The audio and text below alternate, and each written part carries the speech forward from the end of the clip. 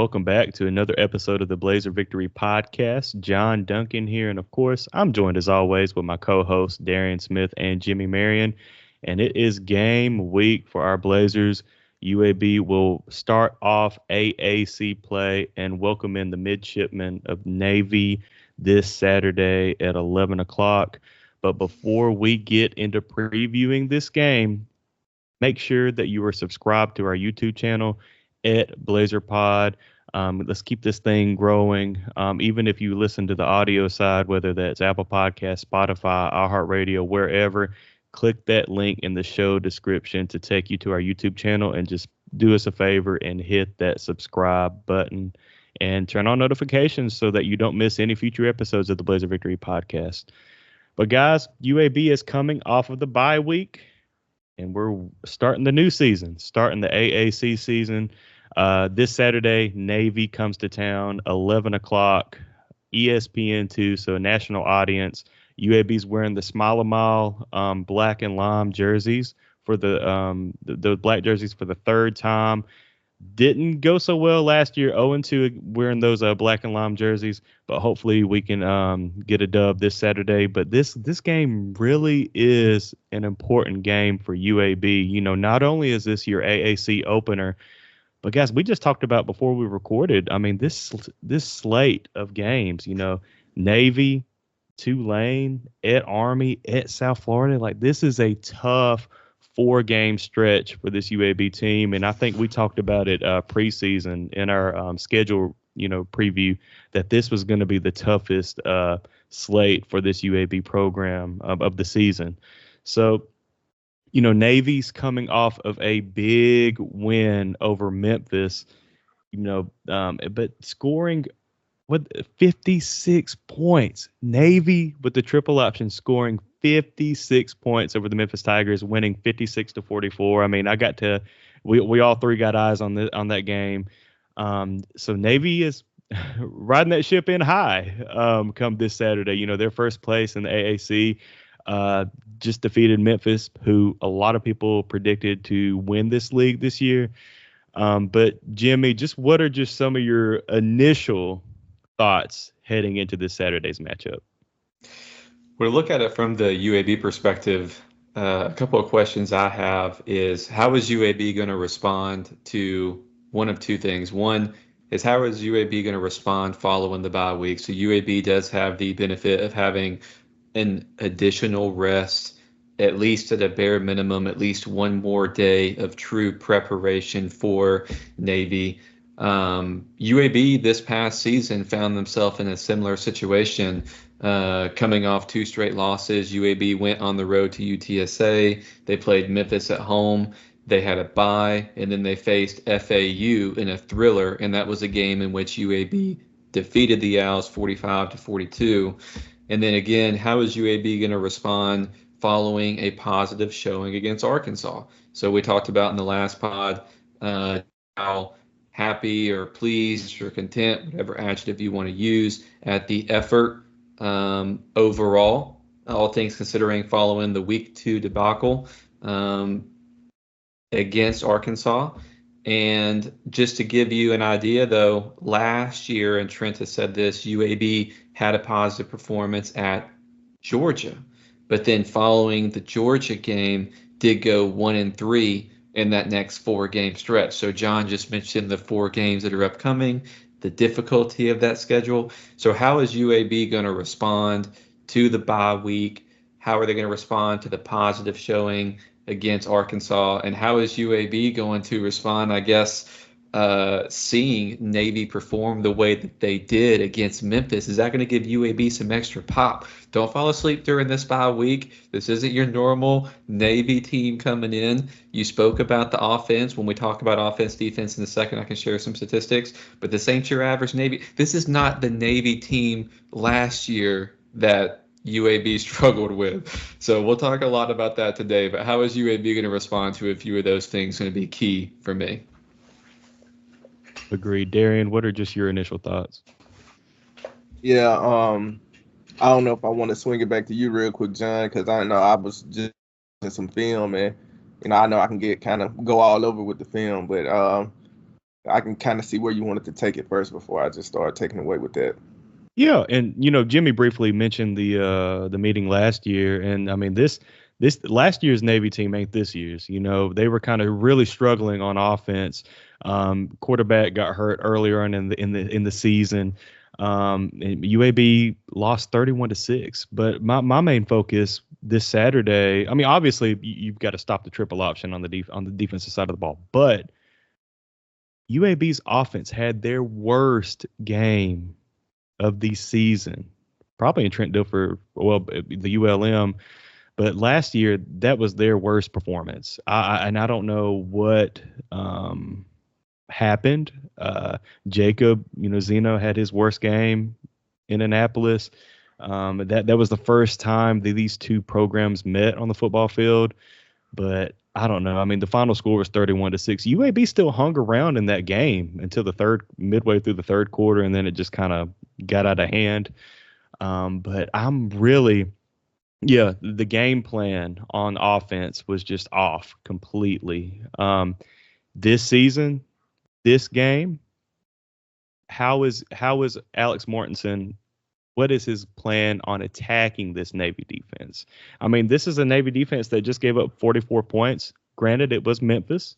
We know how explosive that offense is. But how are you going to game plan against them? Last year, we saw them really try to establish the run game, and it just never got going. We really didn't see a vertical pass game last year. I mean, really, this season, we really still haven't seen a vertical pass game. So, I mean, is that going to be can Jacob Zeno and these wide receivers, Amari Thomas, Cam Shanks, Iverson Hooks, can the guys get going and attack this Navy defense? Because Trent Dilfer mentioned in his press conference, I mean, the stats are they're what they are, but they've got some dudes on defense, and fast dudes on defense. So it's really going to be interesting to see how Alex Mortensen and Trent Dilfer really game plan in attacking this Navy defense, especially compared to last year's performance. Darian, I'll toss it to you.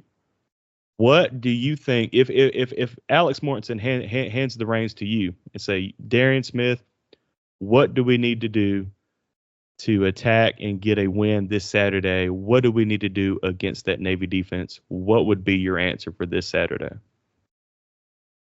So I would make them come out of character. So one thing that I noticed on film that they do, they love to play a game of cat and mouse. They love to simulate pressure. Like, they don't really like to send pressure too much, but they'll make sure that they'll walk backers up.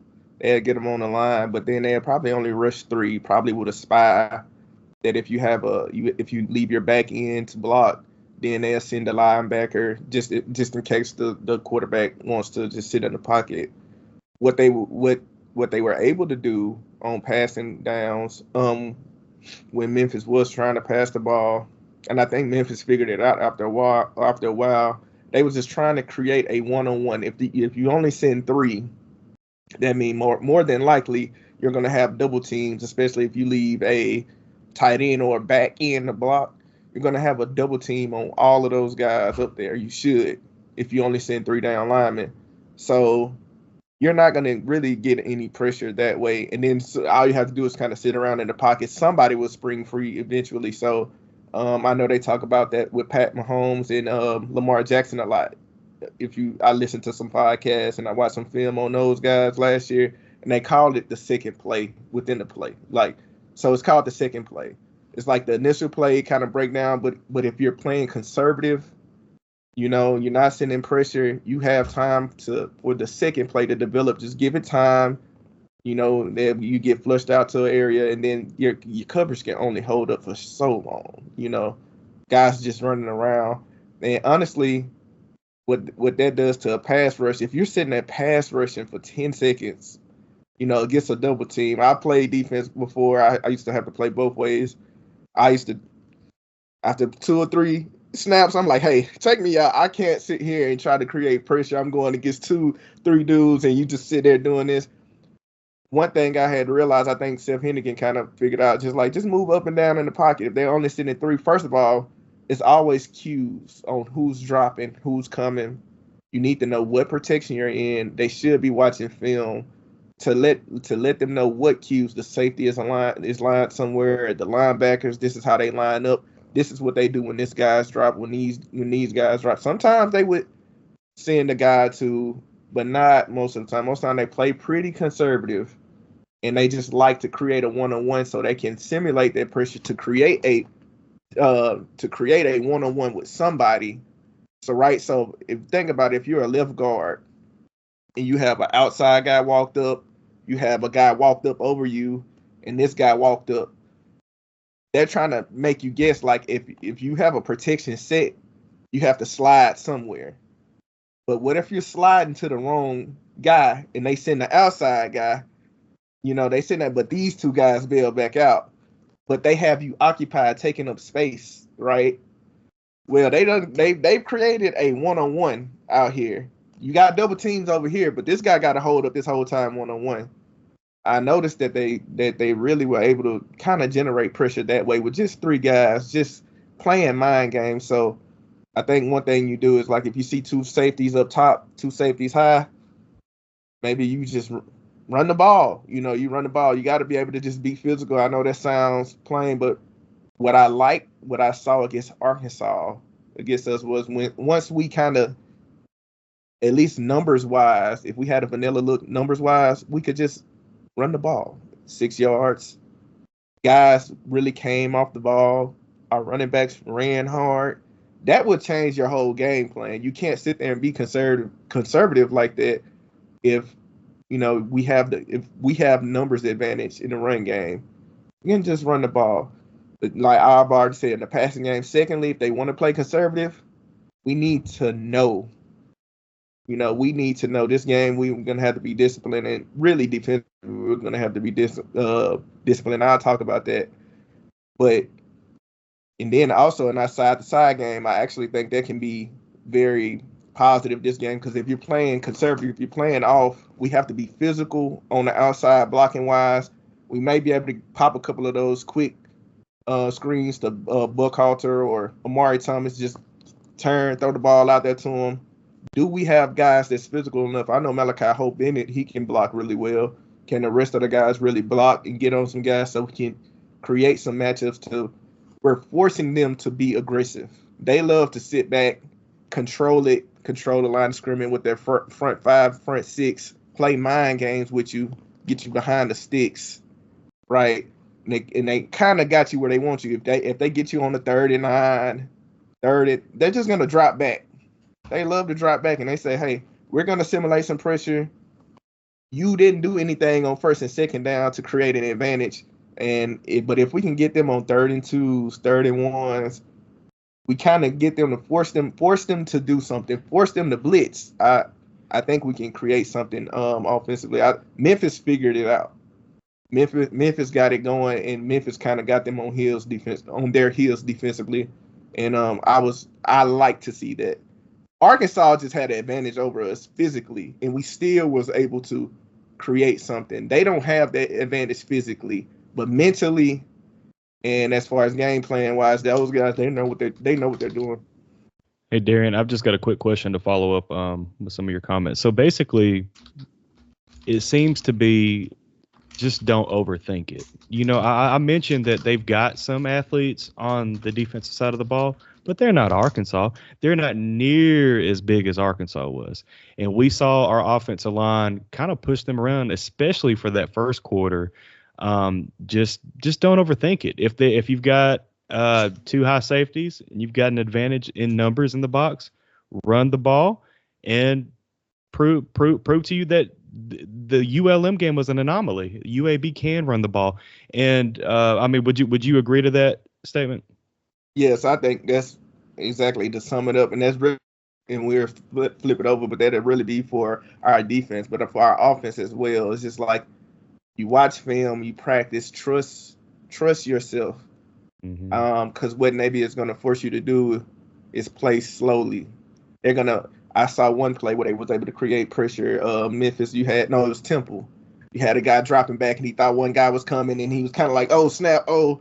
and then it was an interception, right? And that's how it happened because the quarterback just kind of threw the ball and he didn't see the defender sitting in the flat. But those little moments, that's what we call them, O's. It's like that's all that Navy is trying to. They're trying to create those old moments to where you're just like, oh, my bad. Oh, there you go. Just don't overthink it. Trust it. Go with what you know and play fast. Like, okay, we know what they're trying to do. They're walking up because they did it over and over. And like, it's nothing exotic. I felt like ULM threw their week 9 game plan at us, right? I was going to say, like, ULM was doing a lot of that, like so many different looks. So wouldn't you think facing a ULM and facing an Arkansas might help this offensive line in protection scheme for this game? Yeah. And then we were able to see some guys, like I said, the biggest difference was like Jandarius Morgan. He came off the ball so hard, and he was just, I love the way that he played, right? If we can have guys that show that amount of growth, and now you've seen a lot of looks from ULM. Now you've seen the physical kind of superiority from Arkansas. You showed yourself that you can be physical. So now it comes down to, and I know I'm mostly talking up front, but that's where they create their advantage up front. They're good in the back end. It's Navy. Like any service academy, They're going to be sound. They're going to be where they're supposed to be. Like, you don't get them out of position, right? They know their game plan. So you're just going to have to play sound as well. And that's been our issue. But I feel like we did a lot to overcome that issue against Arkansas. Arkansas played relatively vanilla on defense, but Navy does too, in a sense. Like it look like it. That's why I said it's a cat and mouse game with them. It maybe look like it. They're not, but they are, and you just got to trust what you're doing. Jimmy, I know you've got some stats on the Navy defense for us. Yeah, I mean, first and foremost, heck of a breakdown as it relates to schematically some advantages that UAB may have in this ball game. Hopefully, some of which they can take advantage of. But yeah, like just looking at the statistics, I mean, obviously Navy's already played a game against Memphis, which we all know is a high-powered offense. So statistically, I mean, their defensive stats are okay. I think they're top 75 in the country in points per game allowed, right at 28 points a game allowed. They're giving up a lot of yards, though. They're giving up close to 500 yards per game. One thing that's really benefited Navy, in my opinion, is their red zone defense. So they are top 25 in the country on the defensive side of the ball as it relates to red zone, conversion percentage. So right about 71% of the time. So opposing offenses have scored on 7 of the 11 red zone opportunities. And they've actually done a really good job as well in winning the turnover battle. So opponents are turning it over on average, I think 2 more times per game than Navy. And so Navy's doing those things that are disciplined, like they're bending but not breaking. And when the opponents move down the field methodically or they get a big play, when you get close to the red zone, they're putting the clamps on you. And then also they are not turning the ball over, and they are having you turn the ball over. So then when they get the ball, they're just bleeding the clock, running their offense. And so it's kind of like, we'll talk about potentially some keys to the game later. But, again, I think that the Navy defense overall is fine. But where they have really been successful is that they are forcing their opponents into turnovers, and they are clamping you down when you get into the red zone. And UAB has had, they've kicked a lot of field goals this year. A field goal kicker has been great. He's been perfect, but I think we would all agree that we'd like to see a little bit less of you. We want to see just you on those PATs, my friend, and not with the field goal opportunities. Yes, and Jimmy, what you just said is very reminiscent of the game in Annapolis last year. So, what did UAB do early on? UAB could move the ball offensively, but they had to settle for 2 field goals in the first half.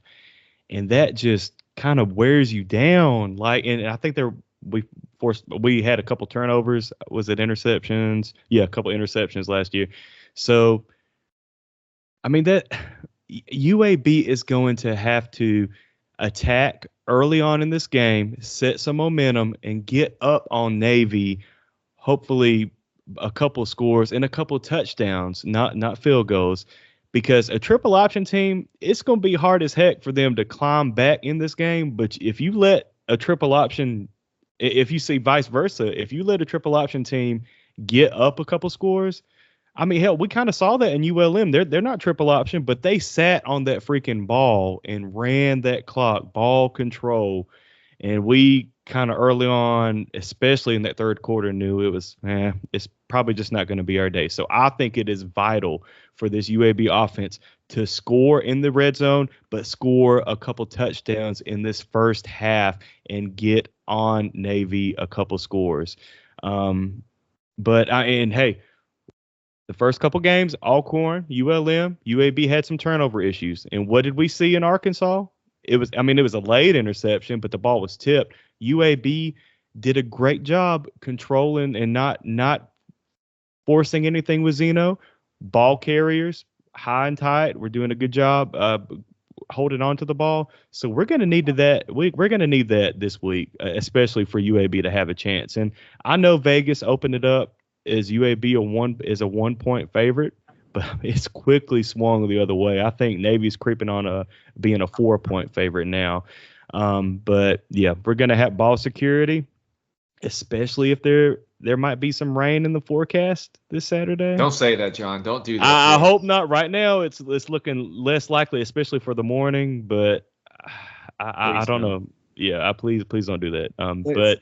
But so like just a little pushback to that, and like I agree with both with what y'all are saying about like, of course you're gonna want touchdowns, of course. So listeners, hear me. I'm saying we want touchdowns, but hearing Jimmy talk about like the red zone defense and how they are, if it's a 4th and 3, something like that, I'm kick the field goal, get the points, because a team like Navy can force you into that. Hey, I feel good about this 4th and 3. Hey, I'm gonna go for it. Sometimes we can gamble, and bam, you get stopped. Navy gets a big play running the ball. Horvath goes 65-yard touchdown. Momentum has swung, and next thing you know, you could have had 3, right? And you could have, or maybe you could have, if it's like a 3rd and 2 and you get the first down and you can keep on going and at least keep them off of the field, give our defense time to rest. Even if we settle for 3 points in that drive, okay, we kick the ball off, touchback, because we got Noah Grant, right? Touchback, Noah Grant, bam. Let's play defense. Like, make them go the whole field and, part the ball. Okay, we get the ball back. If we got to settle for 3 again, if it's 4th and anything 4th and 3 for me, if I'm in field goal range, I'm kicking it, because I don't want them to get up. This is the thing I envision in my head. 4th and 3, we try to make a play, turnover, or turnover on downs. They get up, so now it's 7-3 Navy, right? And what running teams do is that they love to be ahead. They don't want to play out of character, right? They love to stay ahead or whatever. And with Jim, just hearing those red zone, how they put the clamps on you, you have your opportunities on 1st, 2nd, and 3rd down. Go make it happen. You go make it happen. Don't put me in a position, because I'm a coach. I'm telling you, if y'all can't do it, then I'm not going to trust you to do it on 4th down. I'm going to take the points.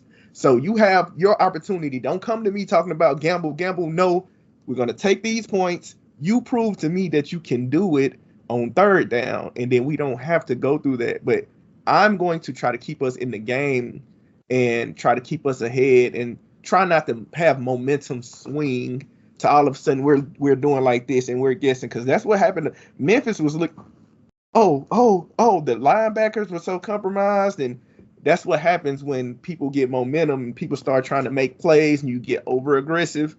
No, 3 points, UAB up 3-0. That's better than UAB Jacob Zeno interception. Oh, that is returned to the 3-yard line. Oh, touchdown. UAB is down 7-0, and then stuff can build like that, it can compound. As a coach, these are all the things you got to think about. And their defense, though, I should say, for Memphis, I mean, they were on the verge of getting some really good news about the Pac-12 invite.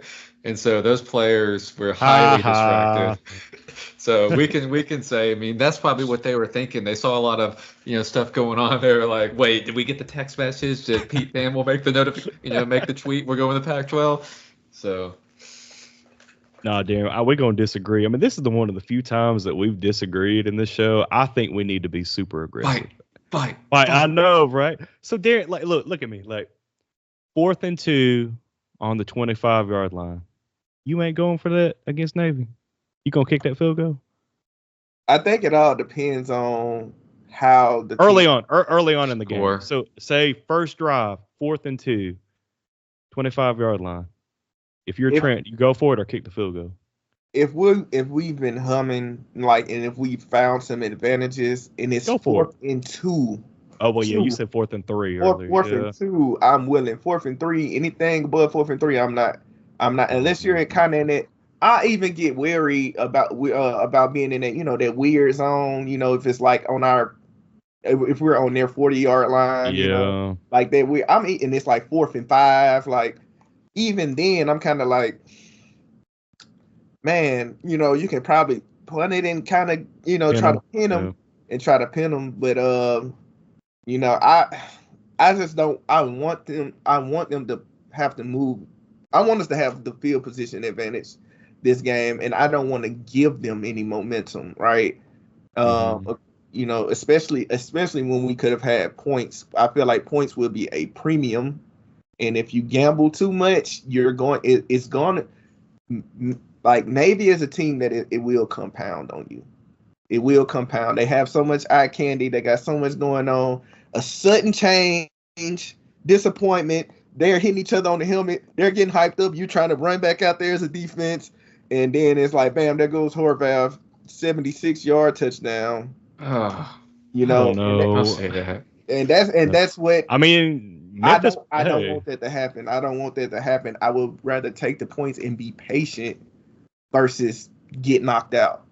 I think just seeing it last year and going back to last year's game at Navy, I felt that the staff was too conservative, and that's my stance. Like, I think we need to be more aggressive and we need to win this game and jump up on Navy early, because I think touchdowns.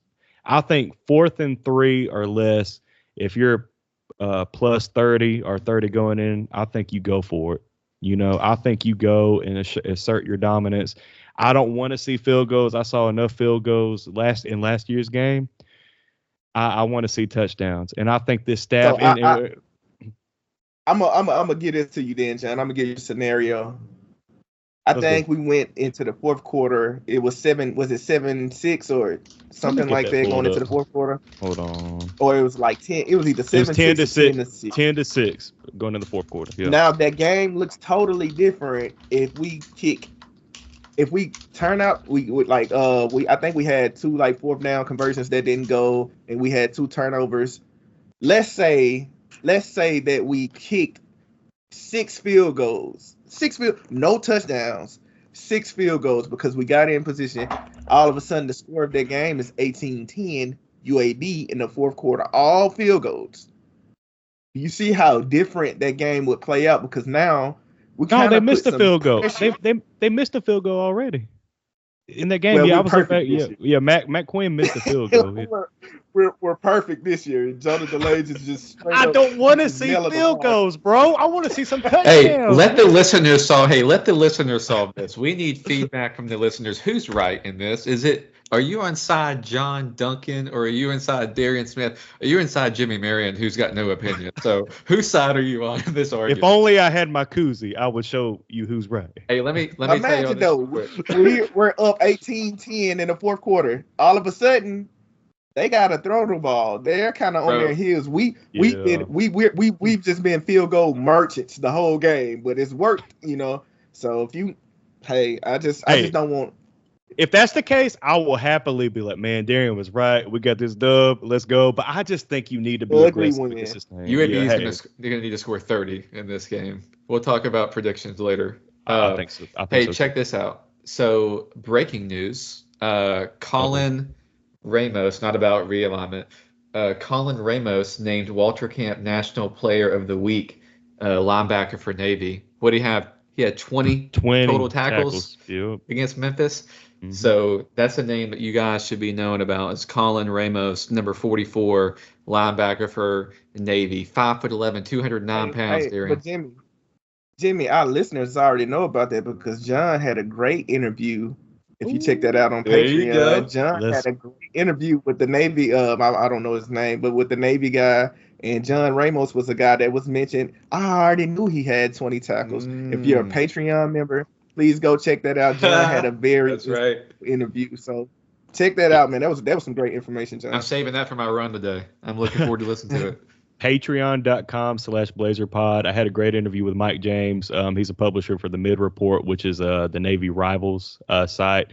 Yeah, for $5 a month, you can get that and all of our exclusive content on the Blazer Victory Patreon page. Also, if you want to donate more than $5, we've got a BVP VIP tier that gets you a discount off of Blazer Victory merch, but it also gets you access to the community chat. And man, that chat is popping, especially on game day and during a game. So a lot of fun stuff. But hey, we love our Patreon supporters, but just $5 a month, and you can join annually and save 10% off of your subscription. So, but yeah, plug. Definitely give Mike James a follow at Navy Bird Dog. But check out that interview. I thought that was fantastic. And also, he had some really good thoughts on realignment, so definitely worth checking out that interview. Do we want to flip it on the other side of the ball? Talk about NAVO a little bit. Yeah, talk about what this UAB defense needs to do. Well, let me talk a little bit about NAVO. Then I want to hear from Darian too, kind of how he was able to break down. But Navy, we've talked about, it's not the same Navy team that people are accustomed to. Like this team right now, we're just a quarter of the way through the season, believe it or not. But Navy's top 10 in points per game at 47 points per game right now. And yards per game, almost 500 yards per game. And yards per play, 8.6 yards per play, all top 10 nationally. Now, we know that a Navy offense is going to run the ball predominantly, right? So they're running the ball about 80% of their offensive plays. And they're averaging over 7 yards per rush and almost 330 yards rushing per game. Again, I mean, we know Navy's going to run the ball, but still when you hear those stats, they're just gross.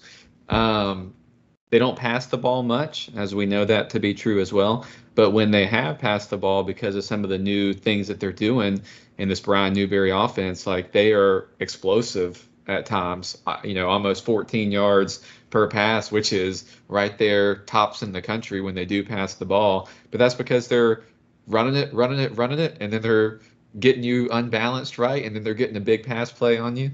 And we talked about red zone defense for Navy, but red zone offense for Navy has been even more impressive.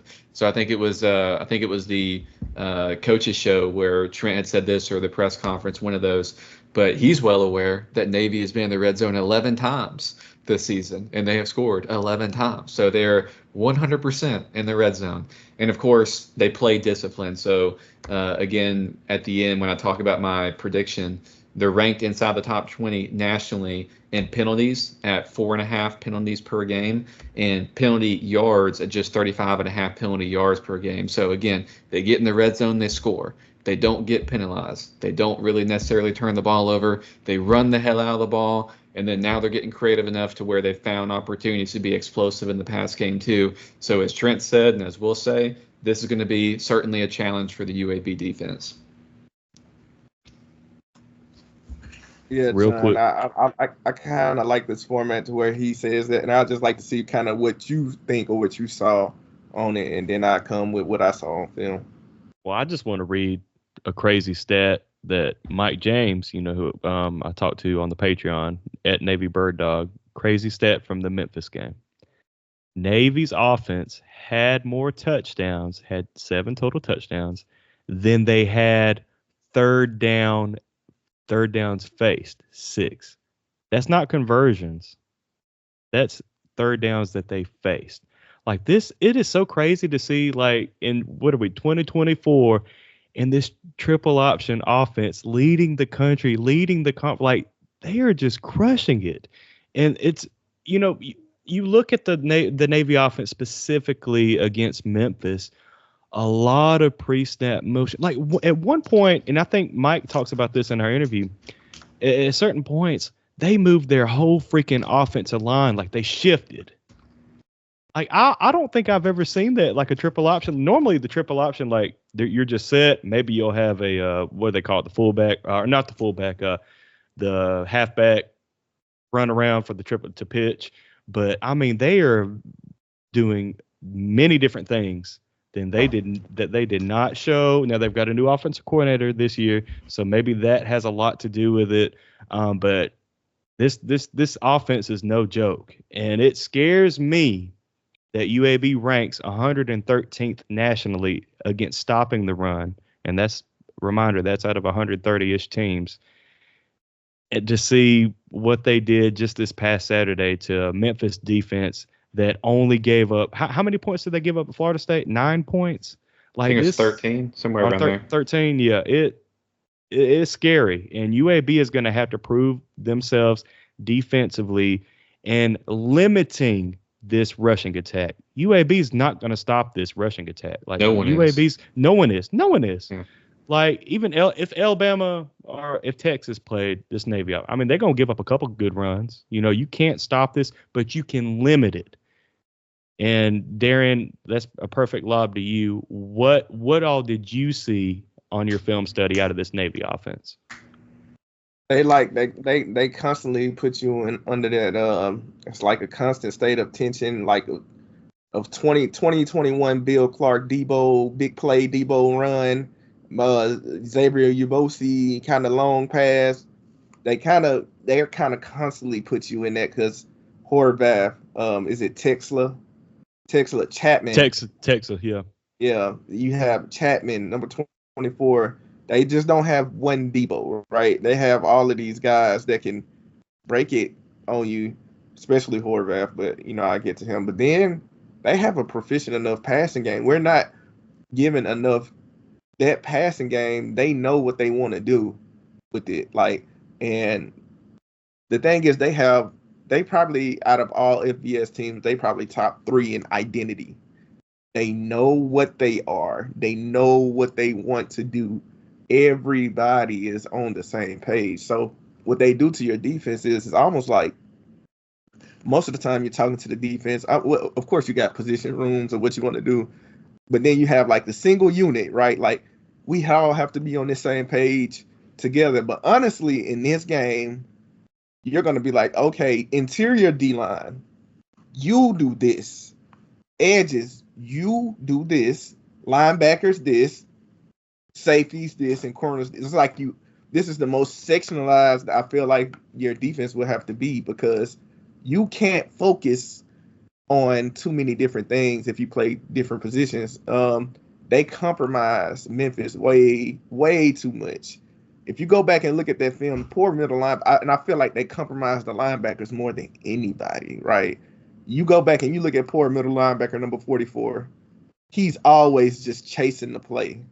He don't got a clue. Like, he's just chasing everywhere. If you go back and be like, they go 44, he's a step behind again. Touchdown, Horvath. Like, every time he was just trying, because his eyes was here. Because it's not only the motion, they have a lot of pre-snap motion. But then they'll send their line to different directions too. They might send their line, so you may be taught the key a left guard or a right guard. It looked like they're running a zone left, but they got a guy coming in motion now. So you're trying to be disciplined and key a guy, but the guy's going the opposite way, and then they're handing it off on the speed rush. Oh no, it's not. They're not. He's keeping it. So you're a linebacker or you're a safety. You done ran out there. The line is slanted here. If you're a linebacker, you're just kind of sitting here like this. And Horvath just kept it and found the crease. And you kind of like, what am I supposed to be looking at here? Because either one of those plays could have popped. Oh, nope, we're going to show you this action again. Oh, no, there's number 22. He got loose on the seam up the field. It's kind of like, and if you're in man, think about it. If you're a linebacker, you're like, okay, I'm going to stop this. Oh, no, it's this. It's the full. Oh, shoot, there go my man up the field for a 45-yard bomb. So when I was watching this, I was like, oh. So only way I feel like is like your interior D lineman and maybe a middle linebacker, y'all stop the fullback. This is, I might put 3 guys just squeezed in there. This is what y'all got. On the edge, if you are overly aggressive, I see no point in like rushing up the field against them. I see no point because they just take advantage of it. So if you look at a lot of their big plays, I think Texler had a long touchdown run, a couple of Horvath runs. They take advantage of creases on the edge. Shout out to their skill guys. They block like hell. They're very physical. Our corners is probably going to be the most physically challenging game for them because they come out there.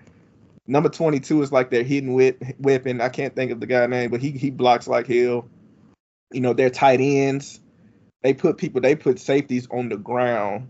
That's what really sprung the long runs on the edges. But they're gonna have to really be physical and disciplined on the ends. Our linebackers. Hopefully, our coaching staff can teach each linebacker, this is what you're responsible for. This is what I want you to look at. Don't worry about this because the defensive tackles and this linebacker is going to take care of this. You have to take care of that. On our ends, please don't be overly aggressive. We saw on that first touchdown that they had, everybody's flowing hard this way. Horvath stops, cuts on the dime, cuts back, takes advantage of it. Almost all of his runs, the defensive ends are just getting upfield like they're trying to sack. Dude, just come and just kind of see what's going on, man. Like, because if you do, they get a crease. They get a crease and they're gone. So they take advantage of your eyes not being disciplined. If you're looking this way, you're trying to take care of something else, they're gone. They take advantage of your aggressiveness. Up the field, too far, they're gone. And on the edge, if your corners and safeties aren't physical enough, they take advantage of that. They're going to punk you out. They're just going to put you on the ground. They're going to get the edge on you. You're probably not going to catch Horvath. I saw him pulling off from all of their DBs. Like, I'm like, this dude is too fast. Their fullback is fast. That dude, like Chapman, number 24, he's fast. So all of this to say is like, I spoke a lot about on how sound we were and we weren't. Against Arkansas, we looked pretty sound. I think physically we just got defeated, especially up front, and that's okay. I can take that because we were still in the game. We're not going to be in the game at all if we have guys doing this. They looking around like, oh, the guy's there and they're there, touchdown. That's all we're going to hear, touchdown. That's it. That's the truth. If we are not disciplined, but if we are disciplined, this game will tell a lot to me. I talked about on how sound we were. Win, loss, whatever. How do we look? I don't think physically they have an advantage. I think mentally and how sound they are. I think we grew against Arkansas. Will it show here? This is going to answer our question. If we see a lot of this, man, it's a game over, bro. Like, it's game over. But I will say last year, this is a different offense, but last year, our defense kept us in that game all the way to the fourth quarter. Now, the dam broke in the fourth quarter, but our defense did a good job, and we did a good job preparing for it. Horvath is a beast. Like, he's a different animal, and they can throw the ball. So we're going to see if our defense shows that they can be disciplined here. I'm going to be pretty excited going forward. You know, I'm like, man, like if we can find a way to win this game, like, and keep them to 24 points. Boy, UAB to the CFP, baby, let's go. But you know, we'll see, man. It's going to be a challenge, and I'm kind of scared of the challenge because mentally, soundness, discipline. I really want us to show that we can do that. Jimmy, do you have any other thoughts on the offense or the UAB defense versus Navy offense, or do we just want to go into? Okay, all right, let's go. Let's go with predictions. Darian, I'm gonna ask you for an official score prediction. No, I really don't. Okay, that's fine. Jimmy, give us a score prediction. All right, so I wrote this down on Sunday during prep, but. Again, just to kind of quickly recap keys to the game, we've talked about many of these things. Penalties, UAB currently is one of the most penalized teams in the country. Navy is not. Turnovers, UAB has struggled with turnover margin. Navy's the opposite. Red zone, we talked about that. And in the run defense, we understand the challenges associated with facing a team like Navy and some things that this UAB team has tried to improve upon and show us a little bit of this season. We talked about before the episode that I wouldn't classify this as a must-win game for UAB, depending on what your expectations were going into the season. But I will say that if we don't win this one, I think the Tulane game is a must-win. Like, I think that you have to win one out of these two games. You have to split against Tulane and Navy if your expectation is and was for UAB to make a bowl game this season. That's kind of positionally where we are, largely because we did have the week 2 loss to Louisiana Monroe. Y'all know me, I look at things very logically, and I'm just looking at some of those things that are easy for someone like me to see. And of course, I'm concerned about the discipline of the Navy team, as well as their ability to run the ball against the UAB defense that's still figuring things out. And so with that being said, I will be present and I will be cheering like hell for UAB to get this win versus Navy. But I do have UAB coming up short in this ball game. Navy 38 and UAB 31. My official score prediction, I do think this is a must-win game for UAB, and I hope they prove me wrong, but I have Navy coming out on top 35-21 this Saturday. So I hope I'm John, wrong. you're supposed to let me be the one that predicts the loss. You're supposed to be the one that predicts the win. Well, I was hoping that y'all two would be positive, and then I would just, at the end. But we believe that we can win this game. We can win this game. Yes, we can. UAB can. All right, I can be the positive spin and say UAB 35, Navy 31. I think let's go. That'll be like this scenario. So I like that. That's all right. That's with us being at home. I do think if you take, because I tend to mentally block out the Lafayette game. That game was horrible, but if you take that game away, I feel like UAB represented themselves very well at home. Yeah. You could say, oh, Memphis, but I mean, we didn't have Zeno, and we really didn't have a backup quarterback that was ready that game, and we still went into halftime tied up, and it kind of broke over time. We had a lot of guys banged up that game. I knew we were going to lose that game, but we did a good job.